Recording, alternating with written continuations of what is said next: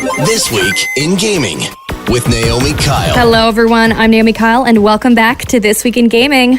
This week we're catching up on The Last of Us Season 2, World of Warcraft maker Blizzard revives an old IP, California throws the book at online retailers, Ubisoft hits pause on their next game, and we review Sony PlayStation's big gaming showcase. We've got all of this week's gaming news. Let's go. Bloomberg journalist Jason Schreier made a guest appearance on IGN's podcast Unlock last week to promote his book Play Nice: The Rise, Fall, and Future of Blizzard Entertainment. During the podcast, Jason was asked about a section of his book that noted Blizzard's development of a StarCraft shooter game, and if we can ever expect to see it in the future. He said, "Yes, this is a project that, as far as I know, is still in development. Or at least as of the time that I wrote this book was in development. They are working on a StarCraft shooter. StarCraft is not dead at Blizzard. The goal of the book isn't to get a bunch of scoops about upcoming things, but this felt like such an interesting and useful nugget to include because it really just shows you that Blizzard cannot quit StarCraft shooters." Blizzard has indeed attempted to release a StarCraft shooter in the past. Their first attempt was way back in 2002 with the title StarCraft Ghost, which ended up getting canceled in 2006, and another attempt which Blizzard ended up canceling in 2019. There's no word yet on where Blizzard is in their third attempt, but it looks like Xbox is trying to rebuild interest in the franchise with their announcement that StarCraft Remastered and StarCraft 2 will be available on Game Pass in November. Ubisoft has announced that they will be delaying the November 12th release of Assassin's Creed Shadows, moving the launch date back 3 months to February 14th, 2025. This decision was reportedly made due to the softer-than-expected launch of Ubisoft's Star Wars Outlaws game. It looks like this time Ubisoft wants to get it right, noting that the delay will enable the biggest entry in the Assassin's Creed franchise to fully deliver on its ambition, notably by fulfilling the promise of our dual-protagonist adventure with Naoe and Yasuke, bringing two very different gameplay styles. The delay is estimated to cost Ubisoft somewhere around $22 million over the course of 3 months. Pre-orders for Assassin's Creed are being refunded currently, and the first expansion to all future pre-orders will now be given as a freebie. And as an added measure to Assassin's Creed Shadows, the game will now release on Steam day and date with PlayStation and Xbox. Looks like the launch of Star Wars Outlaws set Ubisoft down for a timeout, and they're starting to make some changes. I'm starting to like this new look on you, Ubisoft. I hope it sticks. A new California law could force digital storefronts like the PlayStation Store to be a lot more transparent with their customers. Starting next year, these platforms will have to make it clear that when you buy a game or digital product, you're actually only licensing it. In other words, you don't truly own the game. It's more like renting, and it can be taken away if the seller loses the rights to it. This law is designed to stop companies from using misleading terms like buy or purchase without clearly explaining that you're just getting a license, not permanent ownership. For now, this law only applies in California, but it could set a precedent for other states or even countries to adopt the idea as well. I'll be chatting more about this new push for transparency in the gaming space with my guests a little later on in the show, so stay tuned. September 26th marks an important day known as Outbreak Day for fans of The Last of Us video games. Outbreak Day marks the date the cordyceps virus enveloped the world of The Last of Us in a sporific pandemic, plunging humanity into darkness. To mark this very special occasion, HBO teed up a new trailer for The Last of Us Season 2. That's right, the trailer was just 2 minutes long. In that time, we got a look at Jackson, the town Ellie and Joel now live in, and glimpses of all original scenes from the game. I was thrilled to see the fresh members of the cast fully embracing their new characters. Caitlin Dever, who plays Abby, channels her iconic mournful scowl beautifully. We still don't fully understand who Catherine O'Hara's character is yet, but it looks like she is playing Joel's therapist. There isn't a therapist character in the games, by the way, but they've probably been written in so we can have a better understanding of what Joel, who is typically a man of very few words, is thinking and feeling. The Last of Us Season 2 does not have an official release date yet, but I am holding out hope for an early 2025 release. I don't know how much longer I can wait, to be honest.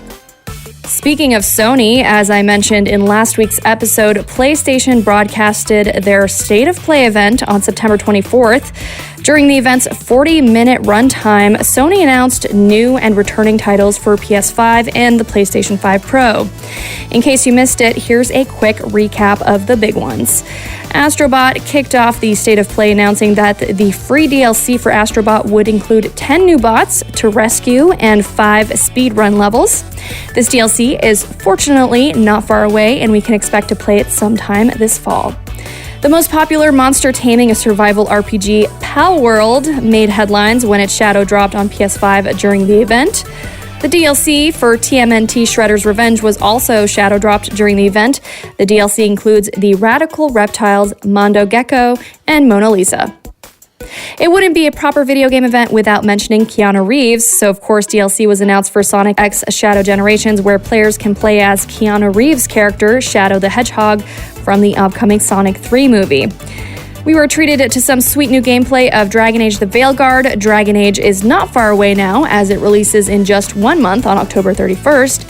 Speaking of Halloween, DLC for Alan Wake 2 is coming just in time for spooky season. Alan Wake 2, The Lake House, releases in October.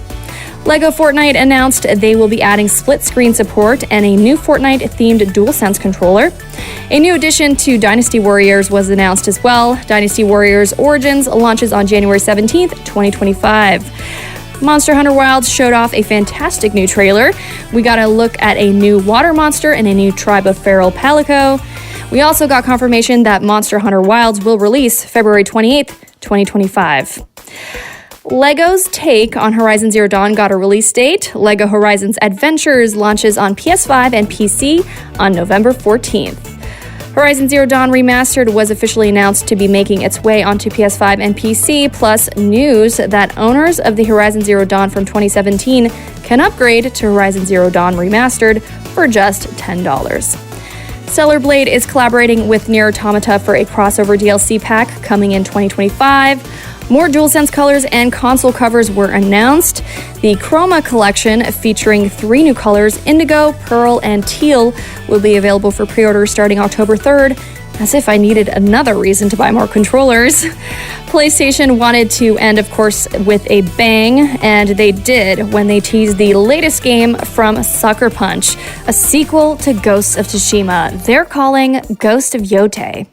There's no official release date yet, but we can expect a release for the PS5 sometime in 2025. And that was it. I know that was a lot to digest. It was a pretty meaty showcase. Now, if you have some time after the show, I highly recommend you go back and watch the State of Play. There were some trailers in there that were so good, I simply don't have the words to describe them. Otherwise, stick around for the second half of the show when I discuss the State of Play with this week's guest, Trisha Hershberger. Games out this week. And now for some more game release dates, it's time to go over the video games releasing this week. On October 1st, Predator Hunting Grounds gets a next-gen port for PS5 and Xbox Series X and S. Master Detective Archives Reincode Plus and Throne and Liberty release on PS5, PC, and Xbox Series X and S. Then on October 3rd, Hell of an Office clocks in on PC. Metal Hellsinger VR reloads on MetaQuest and Steam VR. And on October 4th, NHL 25 takes a slapshot at PS5 and Xbox Series X and S. The Until Dawn remake gets a second chance on PS4, PS5, and PC. SpongeBob SquarePants The Patrick Star Game makes a splash on all platforms. And for the Epic Games Store, they are now offering just one free game this week. Bear and Breakfast will be available for download from October 3rd until October 10th. PS Plus subscribers can download WWE 2K24, Doki Doki Literature Club Plus, and Dead Space for free throughout the month of October, from October 1st until November 4th. Quest complete. So that's the news for this week. It's now time to chat with our guest, Trisha Hershberger, who joins us to chat about all the big announcements from Sony this past week and this new California law and what it could mean for the future of buying games. Select game mode. Multiplayer. Hey Trisha, welcome to This Week in Gaming. It's so good to finally have you on the show after all this time. Naomi, thank you so much. I'm so excited. I'm a huge fan of the show, and as you know, I'm a huge fan of you. So This is awesome to be here. I'm a fan of you too, as you know, and we have some good gaming stuff that happened this past week. Kind of a lot, especially on the Sony side. Big announcements from their State of Play, of course. Did you watch the show and kind of from what you saw, was there anything big that popped out to you that you were like, this I'm excited for? Yes. So I co-streamed the show, meaning I watched it live with the community. And we had a great time. I thought it was a great show, honestly. I mean, Ghost of Yotai, I think blew everybody away. No one was really expecting that. And then they came out with some heavy hitters that we were expecting, but I think people are excited about, like the Alan Wake 2, the Lake House expansion, which is going to be great for spooky season. We got to see some new gameplay from Dragon Age the Veilguard, which I'm very hyped for. And I don't know, Naomi, if you got a chance to play this at Summer Game Fest Play Days, but we got to see that Fear the Spotlight from Blumhouse Games is coming October 22nd. Did you play that? I did get to play that one. One of my highlights, actually, from Summer Games Fest, because it really captures, I don't know how they did it, but it feels like a PlayStation 1 game. But it's completely immersive. It's really creepy. It's challenging. And that's actually one that I'm going to play all the way through, I think, once it comes out. So, very excited for that one. Me too. And it's coming just in time for spooky season, which is great. I know the State of Play also got my chat really excited when Shift Up announced the upcoming Stellar Blade and Nier Automata DLC. Yeah. I played a little bit of Stellar Blade, but it didn't pull me away from other things I was playing. But Nier Automata, on the other hand, I love that game. So I was like, you know what? That's a good mashup. That'll pull me back in for sure. And when it comes to other, I don't know, I'm a big indie games fan, so I'm always keeping an eye out for the unique indies. Do you remember they showed a game called The Midnight Walk? Oh man, I don't remember. What was that one? So it's what I like so much about it is they're doing it out of clay. So it's like a claymation style indie dark fantasy, and it's coming for PS5 and PSVR 2. I'm a little bummed it's not coming out for spooky season because I think it'd be perfect for that. It's coming spring 2025. But yeah, I mean, I think State of Play, I think Sony came out swinging. I think it was a really good show. They also had a ton of VR titles. So for the PSVR 2 owners or just the VR enthusiasts out there, there's going to be a Hitman VR, Metro Awakening. There was a lot going on this State of Play. Yeah, I wasn't expecting the amount of VR stuff that they announced. And then there was also some of the console stuff. So the 30th anniversary console, the peripherals and all that. What do you think about that? Are you going to try to see if you can get one? Because there's very limited supply, and obviously scalpers went up and got a bunch of them, and they're charging an arm and a leg to get people to buy them. What do you think of that whole hoopla and what's going on there? I mean, I think it looks awesome. I think that the intense demand for it speaks to what a niche that PlayStation hit when they released that, which is great. I'm not about to elbow people out of the way to get my own. I'll wait and see how the dust settles, if you will. And then if I can get my hands on one, that'd be awesome. I think they look great. But Sony also, in terms of the hardware, they showed off the new PS5 Chroma collection. Mm-hmm. Oh, that looks so good. The controllers and the sides looks so good. The blue purple one, it looks so good. I'm going for the pearl, hoping the white luminescent one. Yeah, that one's. Is that the one that caught your eye? The pearl? That was the one. I was like, I'm saving that one for whenever I can get one. Yep. For me, it's the blue purple. So I'm going to see if I can get hands on that one. I really like that. Yeah. But the hardware looked great too. Yeah, they did a really good job with this show. Do you think fans were excited? What was the general consensus from your end, what you were seeing online? Were people happy with it? I think people were generally really happy for it. I think they did a good job at putting something in there for everyone. So whether it's VR, indies, AAA, brand new IP we've never seen before, or the nostalgia hits with the remasters. Like I said, I think everybody got an itch scratched somehow. Yeah, definitely. And like you said, the Ghost of Tsushima Part 2, Ghost of Yotai is going to be so big. And I'm very excited to see that people are excited about it. Mm-hmm. That it's also one of our friends, Erika Ishii, who's voicing the main character, which is so cool. Not only voicing, it's her face capture too. It's the first time incredible. She's given likeness rights for a game, which is so cool. It's huge for her. I'm so excited for that game. And just to be added to that franchise, what a big win. Just so for her. There was also the Horizon Zero Dawn remastered, which they, confirmed was happening. Kind of everyone knew it was happening. People were kind of like, Horizon Zero Dawn, that seems like a random one. It's kind of recent. Are there any other games that you wish they would remaster instead, or that you were hoping to see? Yeah, the Horizon remaster is a weird one for me because I love Horizon Zero Dawn. And I love it the way it is. I don't think it needs a remaster yet. I feel like it's too soon. Maybe a decade from now, we can talk about that. But, they're going to do what they're going to do and it'll sell or it won't. As far as games that need a remaster, I don't know about any Sony games, but I would love to see like an updated Super Mario 64. Oh, that would be incredible. I think people would eat that right? up. Like, I feel like Super Mario 64 kind of gets lost in the shuffle sometimes in terms of like the more recent Super Mario Brothers installments that we've seen.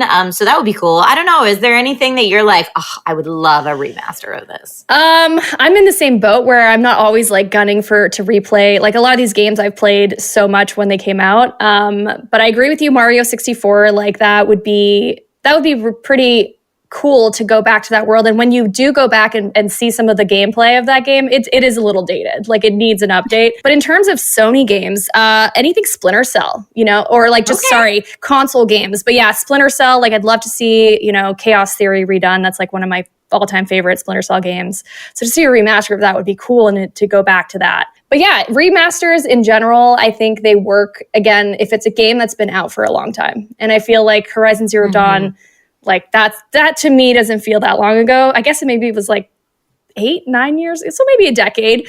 But I still think the tech. It a decade old? I'm thinking back, like because I worked at IGN when it came out, so it must have been quite a few years ago. But I am thinking like back then, even the technology was really good. Like we're not, we're improving, and obviously games are getting better and better. But the level, like that game still looks great if you go back and play it now. So yeah, there's a little something to look at. I'm hoping Sony's like looking at other titles and being like, we need to do this instead, make it a little bit more worthwhile.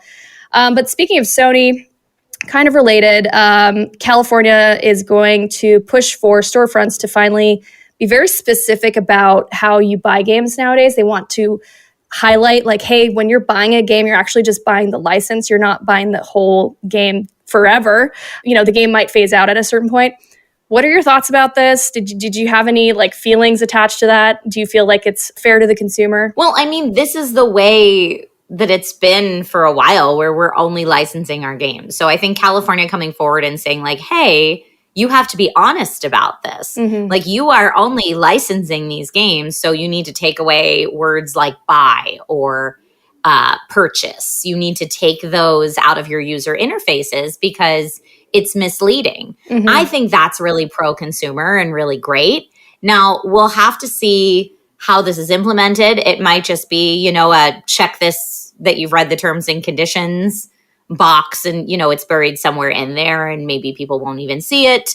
Or, I think I had seen some discussion online where people were saying Steam already says add to cart instead of buy. But then at the end, when you check out, they have the word purchase, but they might just change that to check out. Yeah. As a way to bypass. What I mean? Like there might be very easy ways to get around this that, we're not thinking of. And honestly, you and I are not lawyers. Right. So I can't think about like what the loopholes here are going to be. But if stores are like, hey, well, if we have to admit and be upfront about the fact that it's licensed anyway, maybe we should license everything with an expiration date. I don't know how this is going to play out. And I think obviously people will be very sad if they're only buying licenses for a limited time. But really, we're all buying them for a limited time because for most of these online marketplaces like Steam, for example, you can't transfer them to another account. So your whole Steam library, if you pass away, your Steam library goes with you. Like it's not a thing that you own that you can, give to somebody. So I do think it's all in the interest of transparency, which is all pro-consumer and good. Yeah, I agree. If any, on the flip side, maybe companies will look at this and be like, well, how do we make our games a guarantee to a certain degree, you know, like this will be around for, you know, the next 100 years or something. You know, we're not planning to shut down the servers. We've invested the money or something like that. Or a plan in action, like if they do need to phase out the game for whatever reason, that the community can make it still exist in some form or fashion, and they're the ones who now run the property or take over from there. I've seen different examples of that with other games in the past. So yeah, it's interesting how this plays out. I mean, obviously this is just California right now, but they do kind of set the precedent for the rest of the country, maybe the world, you know? So we'll see what becomes of this, but I'm glad that we're looking at it just so people are more aware when they're purchasing games. But before we go, Is there anything that you're playing right now that you're super stoked about, or something that's on your radar to play soon? Okay, so right now, I still have not finished Baldur's Gate 3 or Final Fantasy VII Rebirth. Okay. So I'm trying to finish those out while I also just started The Legend of Zelda Echoes of Wisdom. Oh, so good. I haven't started that one, but it looks great. Oh, you'll love it. So, so good. And then right around the corner is Dragon Age The Veilguard. That Alan Wake 2 DLC is coming out. Fear the Spotlight, as you and I both mentioned, we'll be playing. It is honestly, we have so many good games. It is a wonderful problem to have, and I am very indecisive. Me too. What about you? Are you playing anything right now that you're like, yes, that all the way? Yeah, I just rolled credits on Astrobot. Played that, basically almost binged it. You know, I couldn't stop playing it for three to 4 days. It didn't take me long to finish. It's not like a huge game. You can get through it pretty quickly. There's obviously some stuff that I haven't finished yet that I'm hoping to go back to and complete. But yeah, that game was so fun. What a surprise little gift that Sony dropped. And so cool to like get to experience, because, you know, Astrobot's existed in the Sony universe, but he's never had his own like game. And so if you're a fan of Mario games, like check that game out, because it hits all those notes. And it's a PlayStation game, which is really coul. And you get to see, you know, like Aloy from Horizon Zero Dawn we were just talking about in the game. But yeah, guys, thank you so much for tuning in. And Trisha, thank you so much for joining. Always such a great time chatting with you about games. And you're just so wonderful. Naomi, thank you so much for having me. This has been delightful. Trisha Hershberger is a gaming and tech content creator. You can follow her on Twitter at @GRLTrish. Flawless victory! Continue! And that's This Week in Gaming. I'm your host, Naomi Kyle, and I had such a blast bringing you the news this week. Thank you so much for listening. Thanks to my co-writer, Joss Seaman. And don't forget to let me know what you're playing and what you think of these stories by tagging me at Naomi Kyle on social.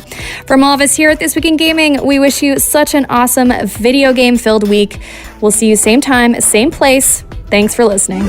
This Week in Gaming is an iHeartRadio Canada podcast. Subscribe to this podcast on iHeartRadio or wherever you get your podcasts. Download the iHeartRadio app for more podcasts just like these.